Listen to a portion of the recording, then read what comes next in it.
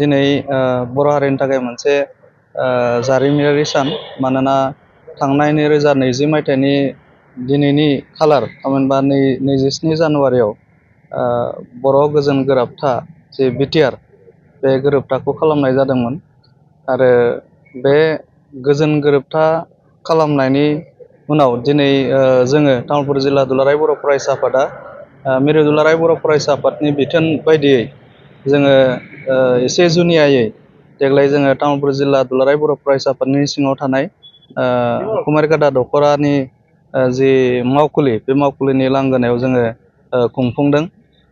देग्लायनि जि बिटिआर गोजोन गोरोबथानि फालिथायखौ एसे जुनिया होननायनि गुबै ओंथिया जाबाय, देग्लाय मिरु दुलाराय बर' फरायसा आफादा बे गोजोन गोरोबथायाव थानाय गासै दफाफोरखौ गोख्रैयैनो मावफुंनांगौनि थाखाय बा मावफुंनांगौनि थांखिजों भारतनि गाहाय मन्त्रि नरेन्द्र मदि बिथांनिसिम नैबे गोजोन गोरोबथा फालिनायनि गेजेरजों 10,000 पस्ट कार्डजों नरेन्द्र मदि बिथांनिसिम लाइजाम लिरहरनाय, लोगोसेनो इमेलाव गासै 5,000 गासै 15,000 लाइजाम भारतनि गाहाय मन्त्रि श्री नरेन्द्र मदिजी बिथांनो दैथायहरनो नागिरदों।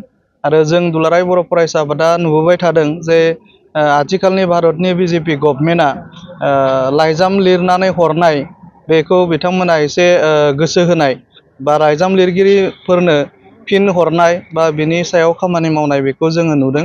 दा ओंखायनो जोंहाबो मोनसे गोख्रों मोनसे हास्थायनाय दङ दिनै भारतनि गाहाय मन्त्रि बिथांमोननिसिम बा भारत सरकारनि बिबान थानाय मन्त्रि बिथांफोरनिसिम जे जोंनि जि आद्रा थानाय माखासे दफाफोर, बे दफाखौ मावफुंनानै होनांगौ। आरो बे थांखिजों जोङो पस्ट कार्डआव लेटार दैथायहरनाय आरो इमेलाव लेटार दैथायहरनाय बे हाबाफारिखौ जोङो दिनै लादों।